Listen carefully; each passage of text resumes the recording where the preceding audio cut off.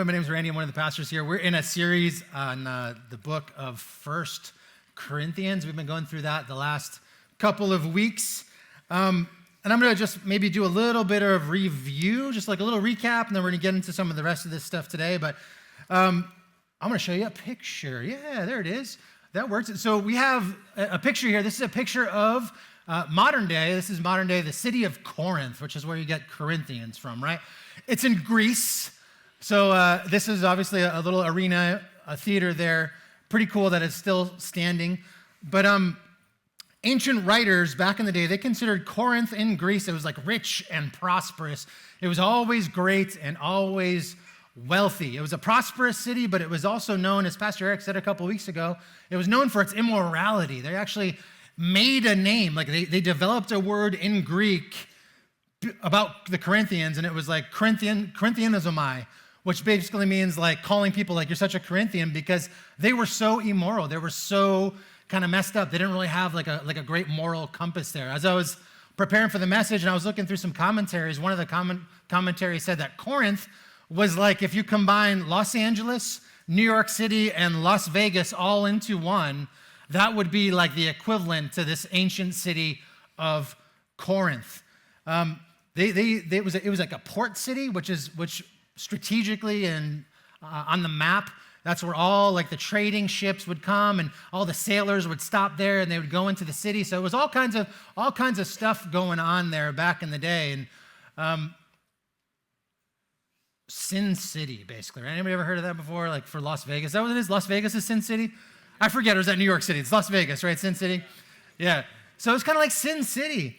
And Paul started that church right there in Sin City, if you will. He started the church. He laid the foundation. Pastor Eric was mentioning that. Laid the foundation. He plowed the road to Corinth.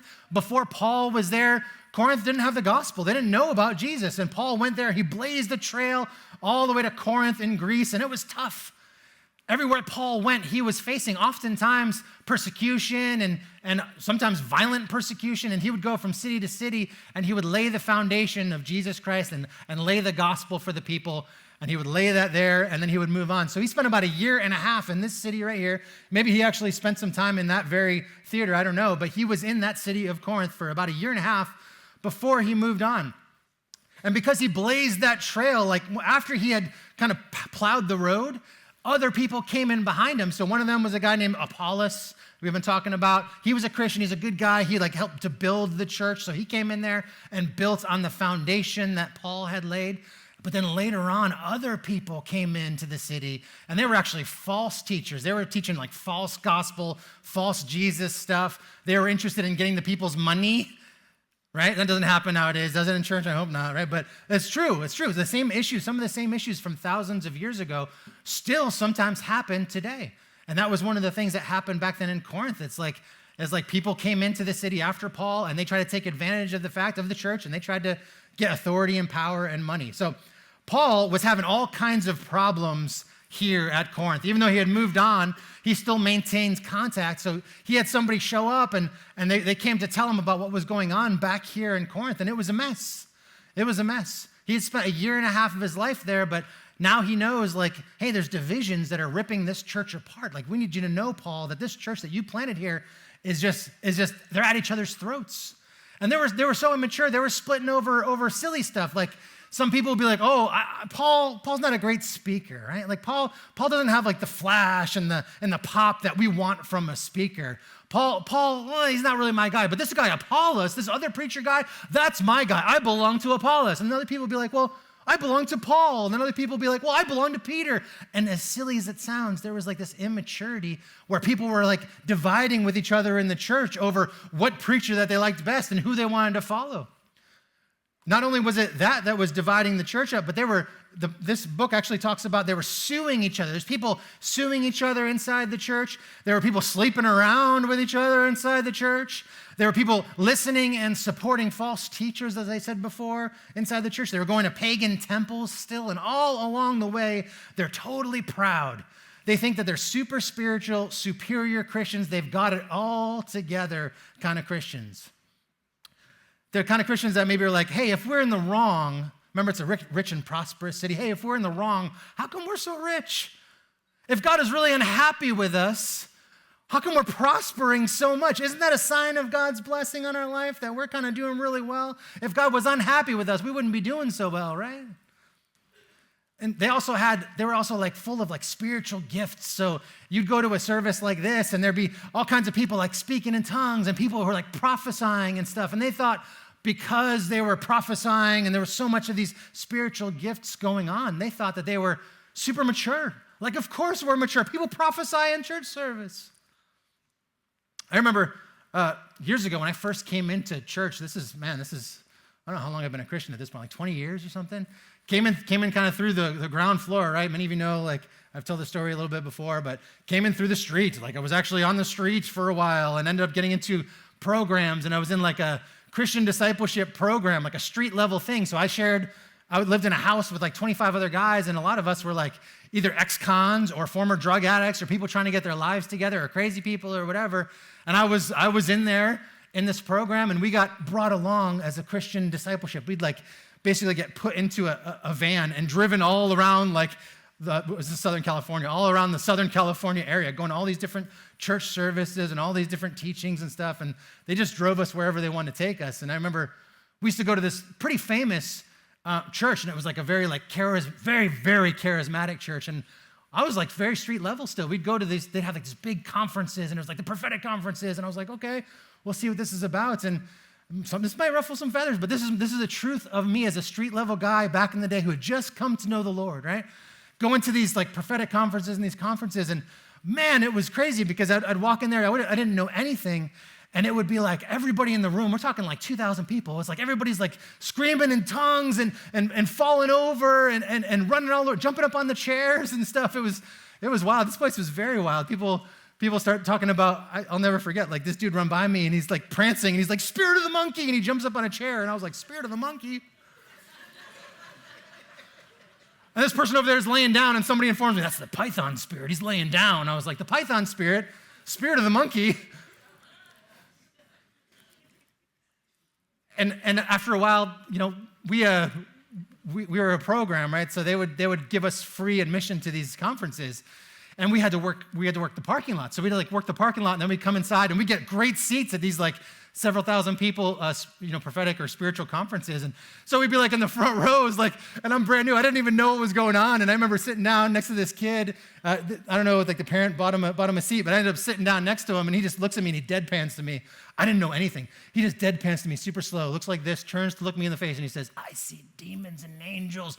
The angel has a sword in his mouth, and he's flying over the stage. And I was like, children of the corn, get away from me. I didn't know. Maybe some of that stuff is right. I don't want to I can't judge people's heart motives, right? But I just know as me coming in very street level, not really knowing, not really understanding, it seemed like, and I would say now 20 years later, it would seem like some of that stuff was like kind of out of order. It's like, and everybody's speaking in tongues, and everybody's got a word, and everybody's kind of clamoring to get to the front. Listen to me, I have a word, or listen to me. Spirit of the monkey. Like, I didn't know. And in that moment, like even 20 years later, I would say like that particular instance was probably out of order. It was probably out of order. And what you'll even get here later in these books that Paul writes to the Corinthians, there was a lot of that going on. There was like spiritual gifts, but it was out of order.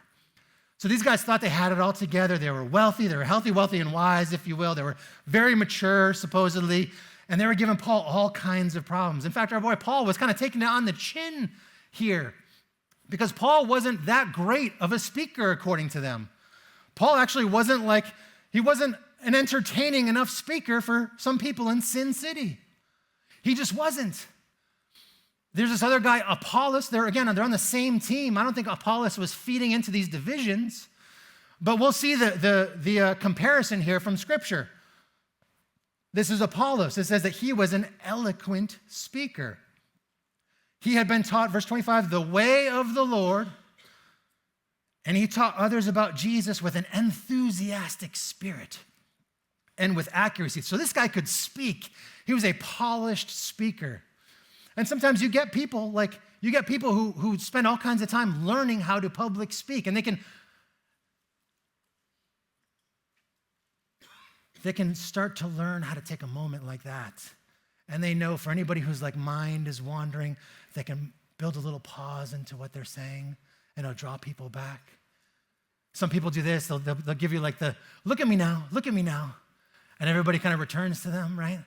Some people know how to like start real slow and a real quiet moment where they're trying to make their point, and then they'll bring their voices up a little louder, and then they'll bring it up louder over the top because they know how to use their voice. They know how to public speak. They know how to use their hands and their body. They know if they're speaking at an event for 10,000 people, they know they got to be this big, but if they're speaking at a small event, they got to be this big. People study how to public speak, and back then in Sin City, they really wanted to be entertained, some of these people, by their speakers, even if it was speaking the gospel.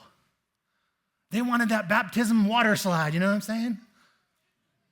So Apollos, he was good. It's not that he was a bad guy. He just was a polished public speaker.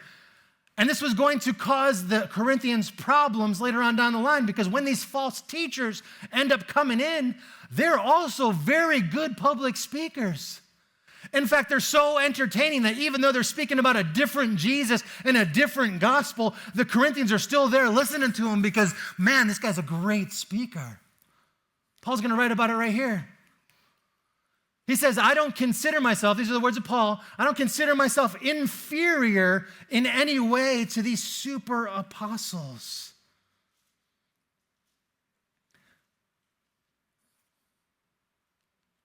I was incorrect. You said you happily put up with whatever anybody tells you, even if they preach a different Jesus than the one that we preach.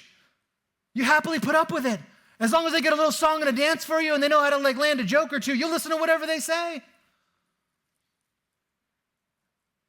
Even if they preach a different Jesus than the one we preach, or a different kind of spirit than the one you received, or a different kind of gospel than the one that you believed.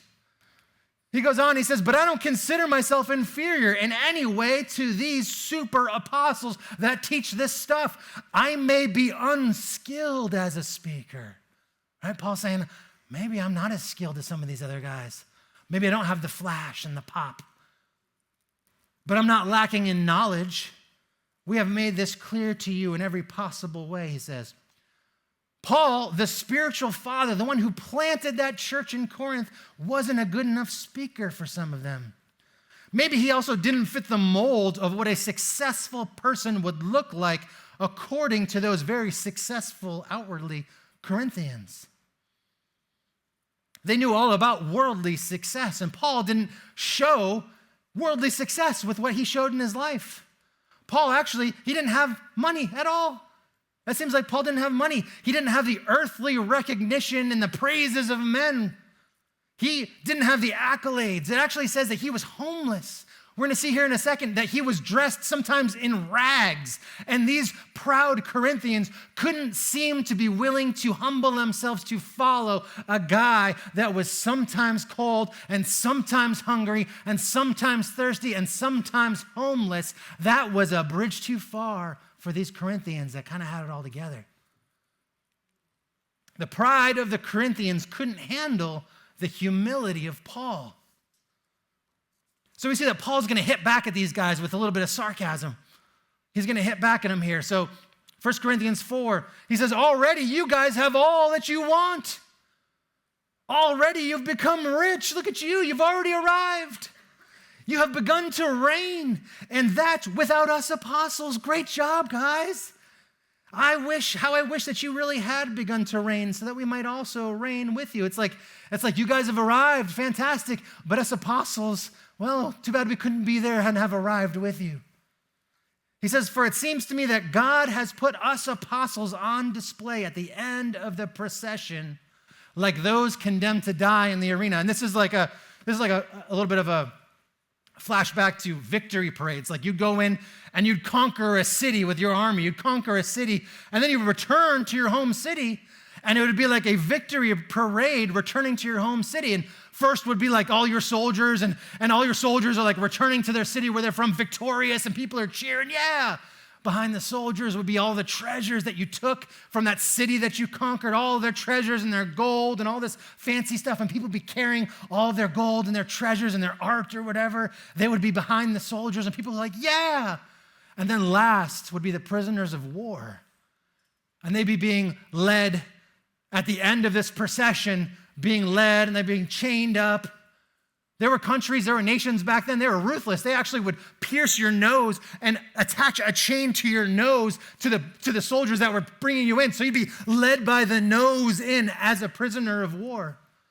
And you would go into the arena in front of the home crowd. And again, the home crowd would be cheering for their soldiers and cheering for all the treasure that they're showing off that they captured, and then booing and jeering all of those prisoners of war. And eventually they would be put to death in front of them while all those people cheered. Paul is saying that's what it is like. It seems like that for us apostles. So you guys think you have arrived, but it seems to us that we're at the end of this procession and we're doomed to die.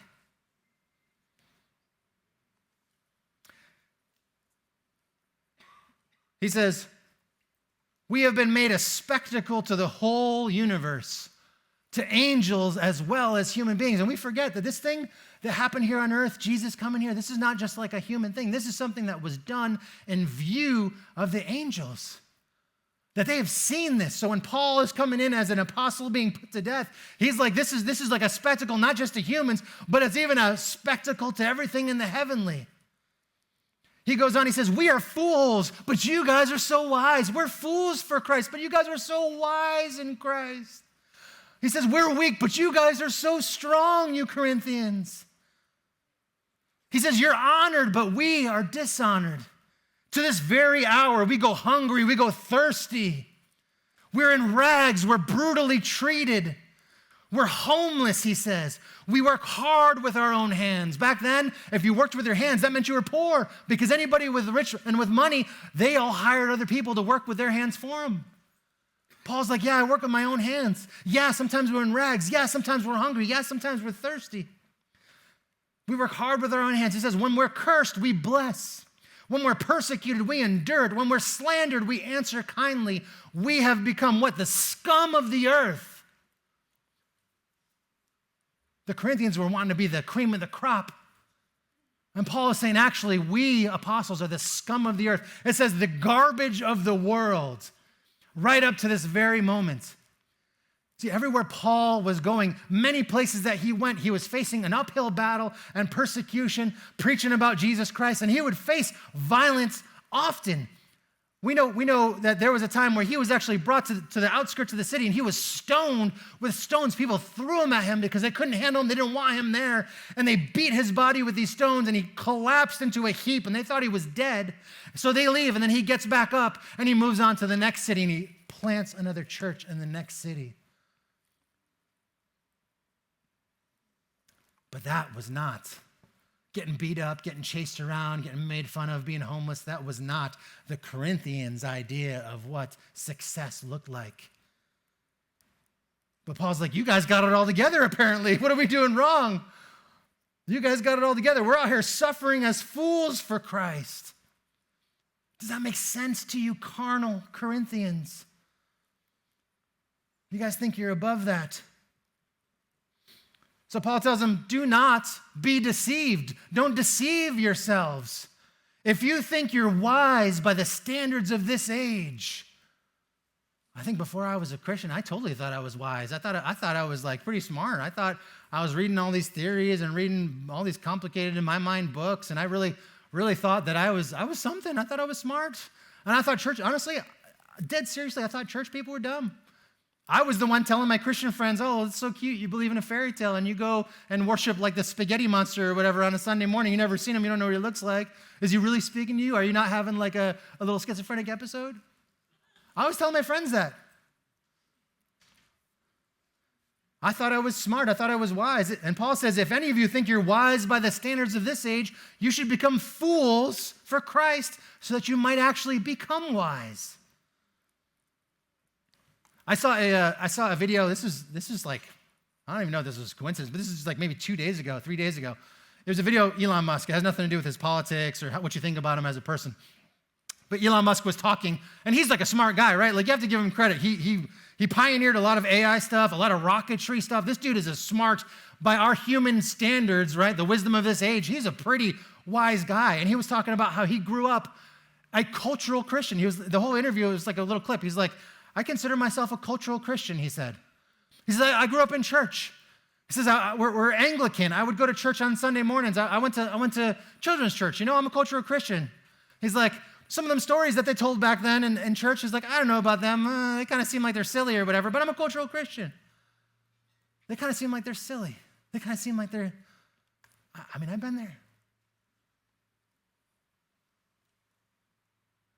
If you're wise by the standards of this age, you should become fools. That earthly wisdom.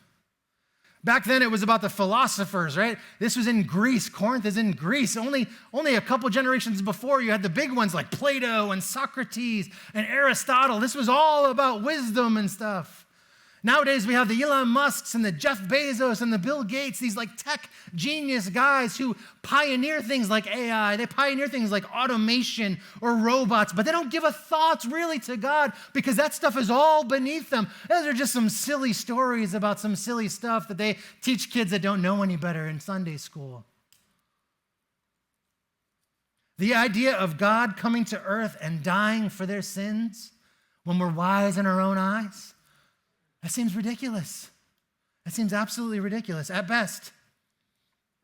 But I think God does it on purpose. Because in the highest of men's wisdom, they cannot find God. They're so smart. They can figure out how to get to the moon or to Mars, but they can't figure out God. God needed to reveal himself to us. He does reveal himself to us. He has revealed himself to us. Jesus says it in Matthew 11. He says, I praise you, Father, because you have hidden these things, this revelations of God. You have hidden these things from the wise and the learned, but you have revealed them. You have revealed them to like little children. Some translations say babes, little babies. Because some people who are too wise in their own eyes, they don't have time for this nonsense about some guy who's spent 3 days in the grave and rose from the dead. So God came to the lowly. That's why his disciples were technically like the lowly of society. It's like the fishermen and the losers, right? The people that didn't really have that outward appearance of success. And Paul is trying to remind these guys, it's not about the outward appearance of success. God doesn't judge by outward appearance, does he? So he's hitting them with the wisdom of this world is foolishness in God's sight. As is written, he catches the wise in their craftiness. And again, the Lord knows the thoughts of the wise are futile.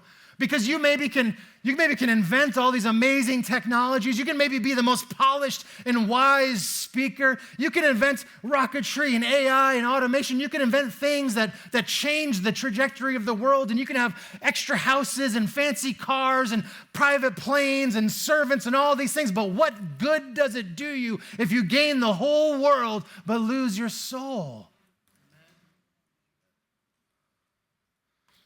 Proverbs says, there's a way that seems right to a man, but the end of the way is death.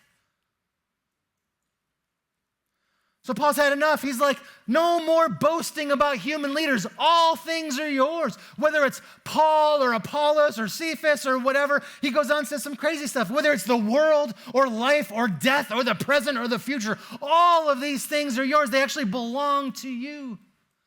When you know the Lord, death actually is a way to usher you into the Lord's presence.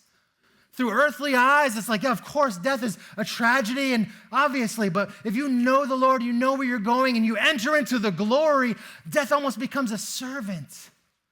All things belong to you. Don't say, oh, I'm of Paul or Apollos, or I'm of Stephen Furtick. I'm of Pastor Randy or Pastor Eric. Those are my guys. If anything, we belong to you as servants. Servants. Paul says it. He says, this is how you ought to regard us, as servants of Christ.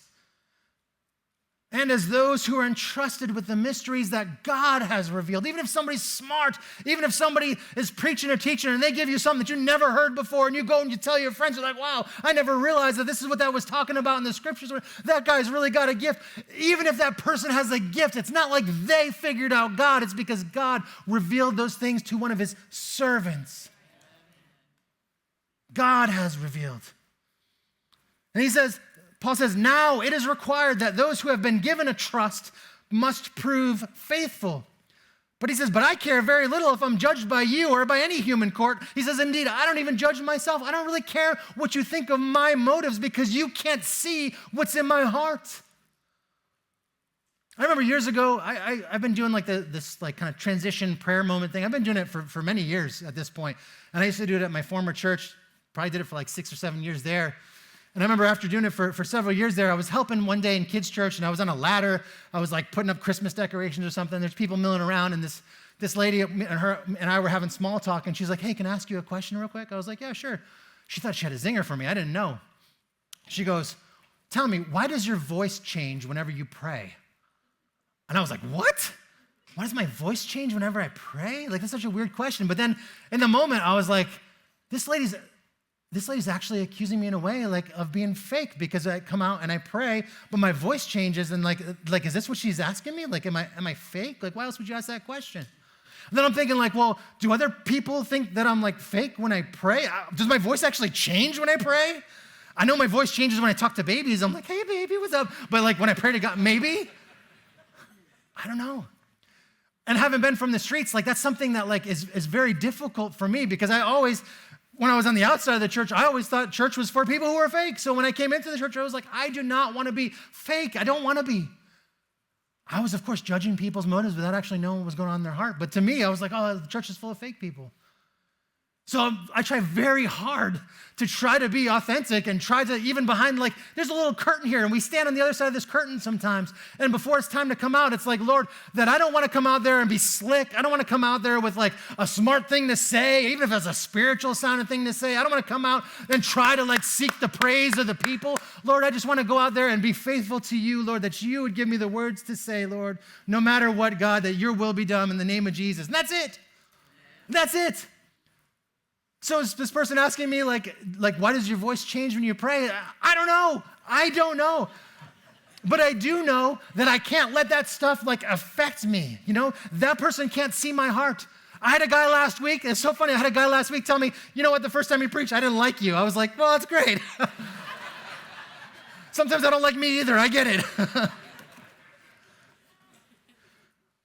But we're humans. I do that to other people sometimes. We're humans. That's how it works. So Paul says, I care very little if I'm judged by you or any human court. I don't even judge myself, but he does say this. He says, my conscience is clear.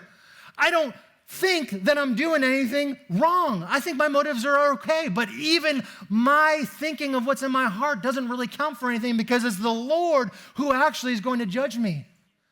Because sometimes we do things and even our heart might have motives that our own eyes can't see.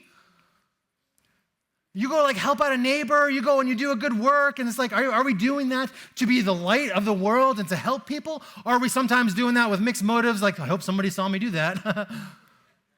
We do that stuff. But ultimately, it's the Lord that knows what's going on in our hearts.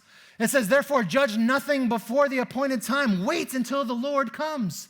He will bring to light what is hidden in darkness, and he will expose the motives of the heart. At that time, each will receive their praise from God. So when speakers are up on stage, it's like, are we saying things because we want to seem smart? Are we saying things because we want to be intelligent, seem intelligent? Are we doing this out of pride? What are our motives?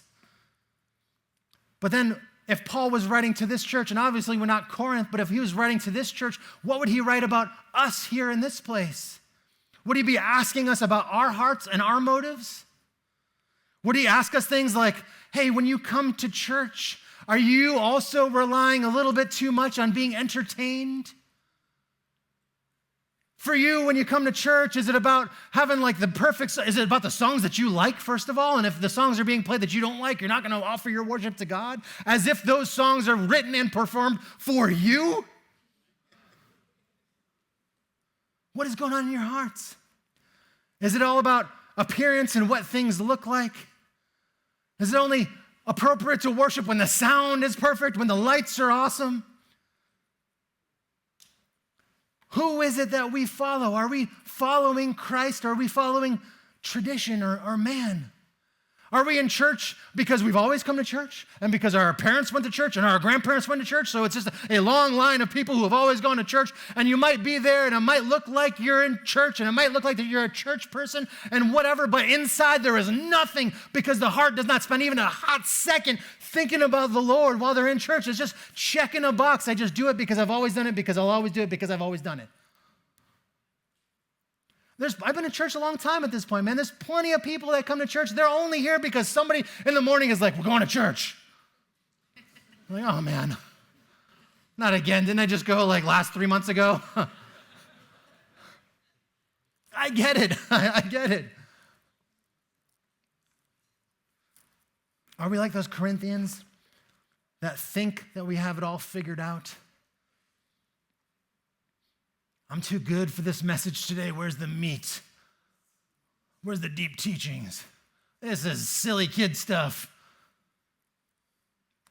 How about, do we make time for God? Do we seek God first?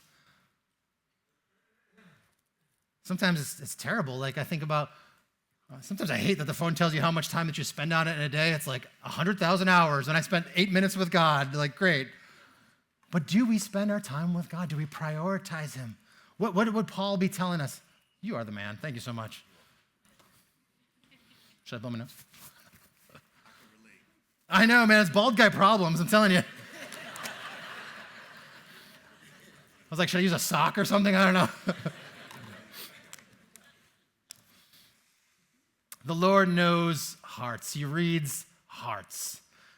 I'm actually convinced that someday we're going to get to heaven and there's going to have been a book, in a way, written in a way about each and every one of our hearts and all the motives of all the things that we've ever done.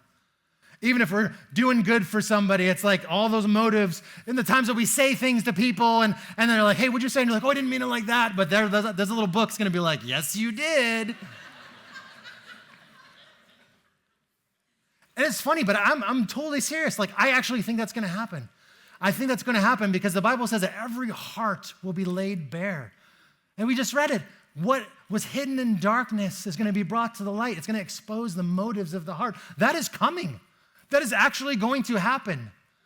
That's why the Lord says, oh, people come to the Lord and he's like, depart from me, I never knew you. And they're like, well, we said, Lord, Lord. And didn't we do all these things in your name? And didn't we prophesy? And didn't we do all this stuff? And the Lord is going to look at them and be like, it was never in your heart. It was always for the praise and approval of man. That was 100% for you. And it had nothing to do with me. Depart from me, I never knew you. That's how he sees the motives of the hearts. So what are our hearts at? Where are our hearts at today? He doesn't judge based on appearances. He sees deeper than that. And we're going to have communion today. And there's a verse here in the communion verses from the same book, 1 Corinthians. And Paul says it like this. He says everybody ought to examine themselves before they eat the bread and drink the cup. Examine yourselves. Look into your heart and say, do I have something that I'm holding against somebody? Is there like unforgiveness towards somebody in my life that I need to pray about now before I take this bread and this cup? Is there a bitterness? Is there sin or something unresolved inside of me?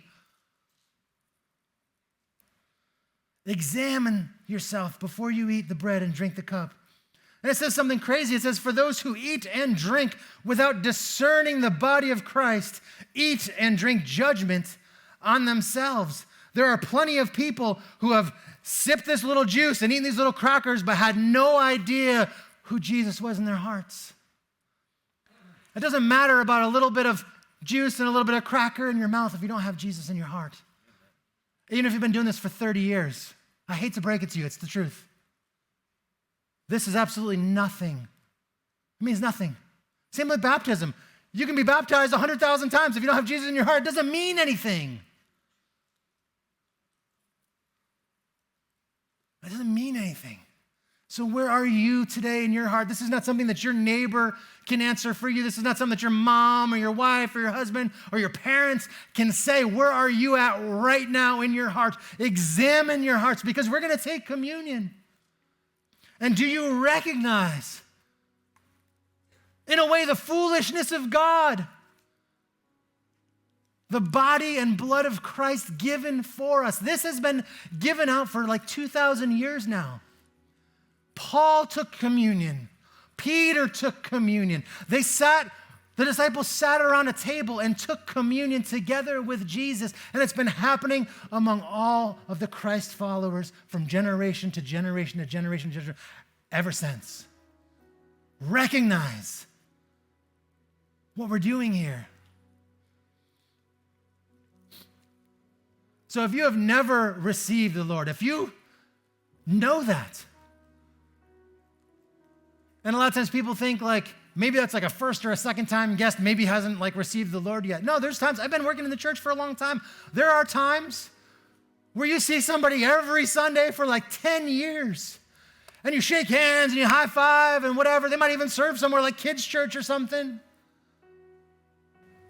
But like 10 years later, that person gives their life to the Lord Jesus from the heart for the first time ever. And we would assume from outward appearances that they did that a long time ago, but the Lord knew and their day finally came. So is today your day?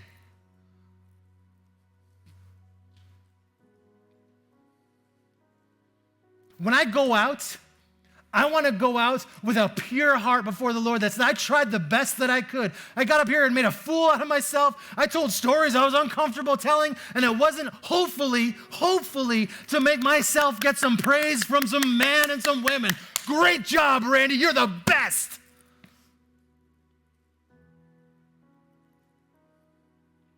I want to be a servant of the Lord. And I want to give my life. Paul talks about pouring out his life as an offering. That's not just for preachers and leaders. That's for each and every one of us that's in here. Can you pour out your life as an offering for the Lord? Live your life for God. It all starts with giving your heart truly to Jesus. So I want to make this moment here. This is not a pressure thing. Don't feel pressured if it's not in your heart.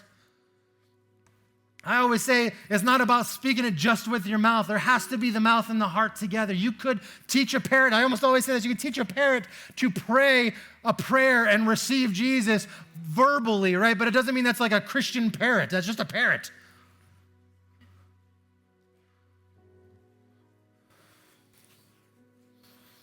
So if you're ready, you want to receive the Lord in your heart. The Lord sees it right now. You are fully exposed in your heart before the Lord, the eyes of the Lord right now.